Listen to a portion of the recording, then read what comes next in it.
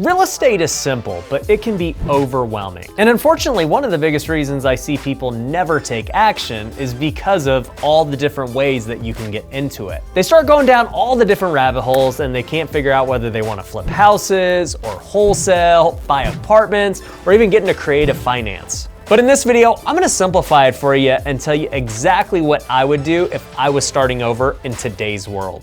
If you're new to my channel, my name's Ryan Pineda. I'm a real estate investor and entrepreneur here in Las Vegas. I've flipped hundreds of homes, I've bought hundreds of rentals, and I own multiple businesses doing millions a year in profit. If you want a free consultation on how my businesses can help you, go to ryanpineda.com. Now, for those unfamiliar with my story, let me give you a quick rundown of how I got started in real estate investing. Back in 2010, I got licensed as a realtor as a 21-year-old. After selling a few houses and realizing that I hated working with clients, I actually quit doing real estate. And that ended up being a blessing for me because it led me down the path of entrepreneurship, where I found different side hustles like couch flipping, which has become really famous since then. But after getting bored of doing all these different side hustles, in 2015, I decided that I wanted to take the chance and go flip houses instead. And at the time, I had saved up $10,000, but I still knew that it wasn't enough for me to go flip a house. And so I ended up maxing out both my wife and my credit cards to the tune of $50,000. And with that $50,000 and the $10,000 that I had saved up, I went out and bought not just one house flip, but two. And I had no idea what I was doing. I had no experience. I didn't have a mentor telling me all the things that I was doing wrong, but thankfully they ended up working out. And between the two house flips, I made $40,000. And I'll tell you, that $40,000 was completely life-changing, and it led me down the path to where I am today. Now, whenever I tell that story, there are typically two different reactions. The first is they're really impressed that I was willing to take a risk that big and that it ended up paying off. But the other reaction, which is probably more common for most people, is that they would never do that, and if that's the only way to flip houses, then they're never gonna do it. But luckily since then, I've realized the way that I did it is probably the worst way to get started. After being in the game so long and running my companies and talking to other investors who have done thousands of deals, I've realized that you don't have to do it the way I did, and in fact, it's actually much easier. Now I'll tell you, in today's world, it's a very different climate than it was in 2015 when I had to max out those credit cards. For one, interest rates are extremely low and the banks are lending out money far greater than they were then. The second thing that's changed is that information is so much more freely available with things like YouTube, podcast, Instagram, TikTok, you name it. It's not hard to find information, but more importantly, find other people. One of the reasons that I had to max out my credit cards was because I didn't know anybody with money. Well, at least that's what I believe. But what I teach my students now is that it's very easy to find people with money with how connected everyone is with social media. You could join Facebook groups, you can join communities, Discord chats, coaching programs, everything to find other people who have the money that you don't have. And when you factor that into how much money is circulating in the world now with all of the money printing going on, finding money is actually the easiest part of real estate investing, even though most people who are getting into it think it's the hardest. And I can't stress this point enough. When you think about the crash back in 2008, finding a private lender after that period was extremely difficult. Everybody was going through foreclosure, everyone got bankrupted. There wasn't a lot of money just flowing around, people looking to lend into real estate, which had just gotten hammered. But as I got into it in 2015, I saw that the climate had changed. There was a lot of hard money lenders who were willing to lend money on deals, but I still wasn't really able to find the private lenders because I wasn't active on social media, and social media isn't what it was then as it is today. Well, fast forward today, raising money on social media has never been easier. In fact, I tested that by starting my fund with Pineda Capital. I made a couple of YouTube videos talking about a 334 unit apartment complex we were buying, and just with those videos and my team, we were able to raise almost $6 million to buy this $20 million apartment complex. And now we're in contract to buy other buildings as well, and I'm literally just raising the money through social media. And by the way, if you're an accredited investor and you want to invest with me on these apartment deals, you can go apply at pinedacapital.com. Now you might be saying, well, that's easy for you to say, Ryan. You've already got a track record and you have a pretty big following.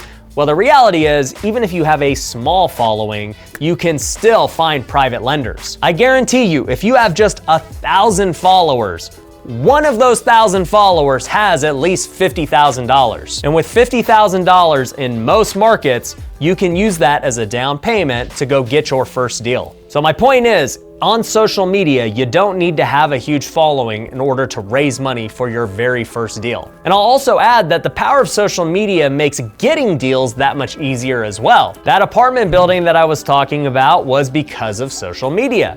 One of my friends who follows me knew I was getting in the game, and so he brought me the deal. And even though that's a really big deal, we still get normal deals, just single family homes that we're gonna flip right here in Vegas all the time from my social media. And I have students all over the country who are doing the same thing with just normal size followings, getting a lot of deals that are making them a lot of money. So my point is, take social media seriously if you want to be a real estate investor, because it is gonna help you do so many things like find deals, raise money, and also get help in your business, whether that's contractors, realtor referrals, lender referrals, you name it, you're gonna find people that can help you as long as you're actively posting on social media. But maybe you don't wanna get started with house flipping. Maybe it's still too risky for you, you don't wanna manage the project, and you say, I just wanna get started with wholesaling. Well, I'll tell you today, being a wholesaler has never been easier. And the reason why is because there are buyers everywhere. If you haven't seen, the real estate market is the hottest it's ever been.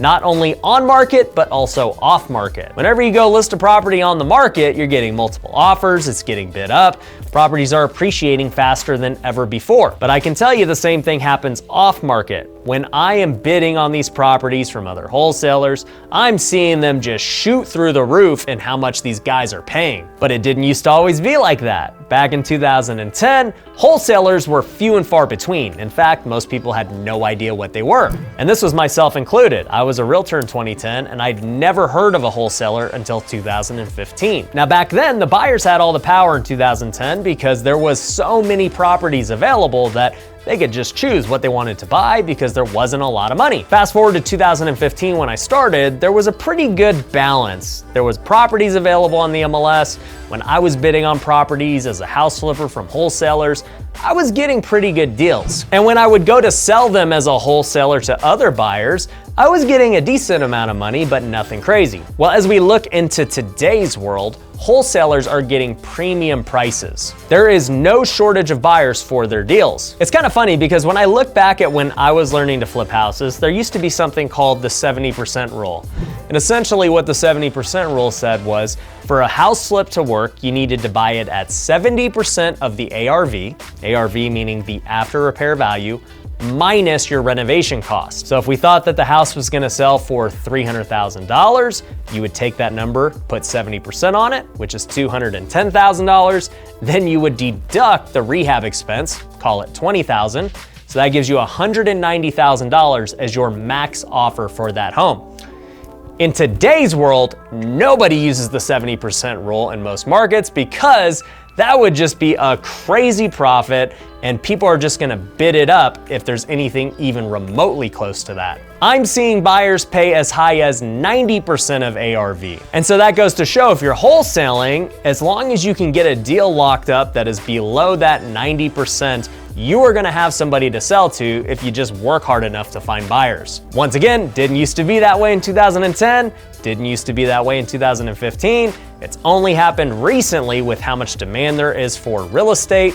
And a lot of buyers are buying on speculation that things are gonna go up. And I'm not here to say whether that's right or wrong, but all I am saying is if you wanna get into wholesaling today, you don't even have to get that great of a deal in order to sell the property and make a profit. So with all that being said, I have seen the market change dramatically in the last 10 plus years, and I have tried almost every form of real estate investing since then. My company still flips and wholesales over 100 houses a year, but we've also expanded into buying these big multifamily apartments. But I've also still bought the small multifamily like duplexes and fourplexes. And by trying all the different forms of investing, I feel like I have a good understanding of what is the best way to start in today's world.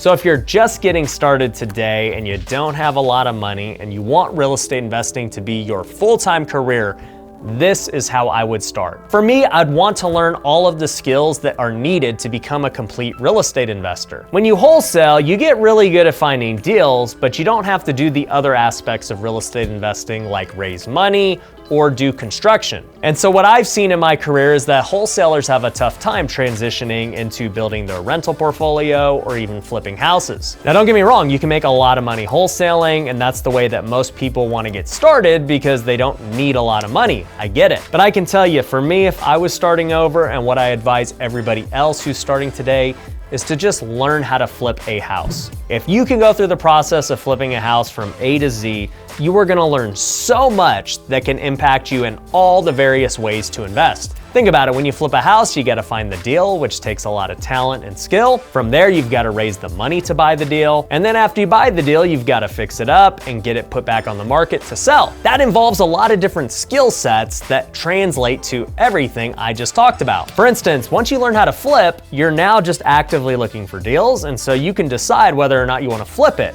If you get a deal, you just say, hey, you know what, on this one, maybe I'm running low on capital or I got a lot of projects going on, so I'm just gonna wholesale this one. You can also evolve into multifamily like I have. You go use those same skills to raise money for flips, and you use it to raise money for multifamily. And then you go use the same skills you learned in construction to go fix up all these apartments unit by unit. Once you get into big apartments, the stakes are much higher, but the basic framework is the same. You find a good deal, you raise the money to buy the deal, you get it fixed up, and then you decide whether you're gonna go sell it down the road or you're gonna refinance and keep it as a rental. So for me, that's the most important thing. I wanna build the foundational skills that are needed to be a great real estate investor in all aspects. I don't wanna just be a wholesaler who only finds deals and never learns how to do the rest of the things, because that wholesaler will never be wealthy until they start keeping these properties as rentals. But I also don't wanna be a flipper only. I wanna use those skills to keep some rentals, to go into multifamily, and to get into bigger deals. And that's exactly how the way my career has gone. But the biggest way I would change compared to how I started versus what is going on today is that I would use social media far greater than I did. It is just so easy to connect with other like-minded people that can help you grow a lot faster. And if you want to connect with me and my community at Future Flipper, you can go to futureflipper.com and apply for a free consultation to see what program is best for you. I've bought deals from my students, I've funded their deals, we've JV'd on deals together. The list goes on. And it's only because they use social media, they found me, they found the community, and now finding money and deals and everything else is so much easier. But whether you join Future Flipper or not, I want you to use social media to your advantage, because you are gonna find the person who can help you do that first deal and potentially scale your company and your business to levels you've never thought were possible. But anyways, hope you enjoyed this video, hope you got value. Make sure you're subscribed, and I'll catch you on the next one. Peace.